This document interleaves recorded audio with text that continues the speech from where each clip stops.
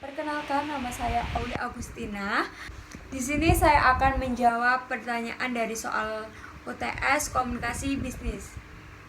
Soal yang pertama, komunikasi bisnis ialah pertukaran gagasan, pendapat, informasi, instruksi yang digunakan dalam dunia bisnis dengan berbagai macam bentuk komunikasi untuk mencapai suatu tujuan.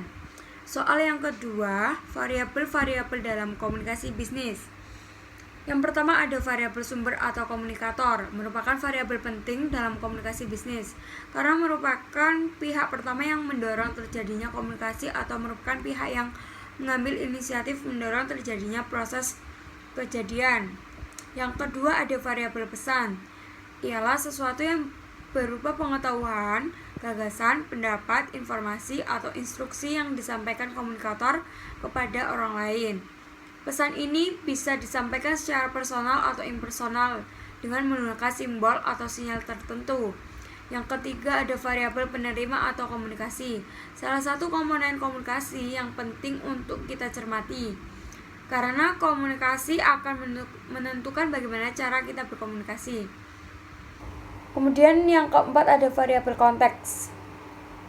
Ini bersifat alamiah dan bisa juga memang sengaja untuk diciptakan. Yang kelima ada variabel sarana. Pada komunikasi yang terjadi dibutuhkan suatu media saluran atau sarana untuk menghubungkan komunikator dengan massa atau banyak orang. Media tersebut bisa dikenal dengan media massa. Namun bisa menggunakan saluran seperti telepon juga, tetapi dalam pemilihan salurannya harus berdasarkan faktor pesan atau juga variabel penerima. Kemudian yang terakhir ada variabel efek. Efek ini bisa berubah dari yang tidak tahu menjadi tahu, perubahan sikap atau perilaku, dan lain-lain. Namun efek tersebut juga bisa untuk memperkuat citra positif dari organisasi tersebut. Intinya begini, pada suatu komunikasi yang dijalankan, terdapat sesuatu yang diharapkan oleh pihak komunikasi setelah komunikasi dilakukan. Apa yang diharapkan ini bisa mengacu pada tujuan organisasi. Kemudian soal yang ketiga, cara berkomunikasi dalam komunikasi internal. Yang pertama ada melalui forum. Forum baik formal ataupun informal dapat menjadi cara untuk melakukan komunikasi secara internal, terutama komunikasi organisasi yang terjadi antara karyawan yang berada dalam lingkup manajemen. Biasanya forum ini digunakan untuk membahas mengenai obrolan yang tidak terlalu serius. Bahkan juga hanya dilakukan di saat-saat jam santai. Terkadang bahkan membicarakan urusan pribadi. Namun diselingi dengan canda tawa dan isian obrolan pun tidak terkesan serius dan berkaitan dengan masalah yang ada. Kemudian ada grup obrolan. Seiring dengan perkembangan teknologi, maka komunikasi internal juga ikut mengalami perkembangan.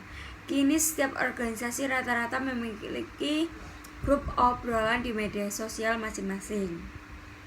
Hal ini tentunya akan mempermudah dalam menginformasikan pengumuman yang sangat penting, diskusi atau bahkan juga izin. Tentunya di ruang obrolan ini dapat juga terjadi komunikasi baik antara bawahan dan atasan juga sebaliknya. Kemudian yang terakhir ada rapat. Rapat ini biasanya merupakan agenda rutin dalam sebuah organisasi. Pemimpin rapat biasanya adalah pimpinan organisasi itu sendiri. Rapat pun dapat membahas berbagai hal, mulai dari target bulanan, pencapaian hingga hambatan atau kendala yang menghambat pencapaian tujuan itu. Kemudian soal yang keempat ialah persuasif dalam komunikasi bisnis merupakan atau mempunyai arti yang bersifat membujuk secara halus. Jadi pesan persuasif ini merupakan suatu komunikasi yang bertujuan untuk mempengaruhi orang lain, baik perseorangan maupun organisasi, dalam hal kepercayaan, sikap maupun perilaku mereka agar sesuai dengan apa yang pemberi pesan harapkan. Kemudian pesan persuasif sendiri juga efektif digunakan dalam komunikasi bisnis. Dan soal yang terakhir ialah macam-macam lobby. Ini ada 3. Yang pertama ada lobby tradisional, menggunakan lobby untuk mendekati pengambil keputusan. Contohnya dalam rangka pencalonan gubernur dan wakil gubernur.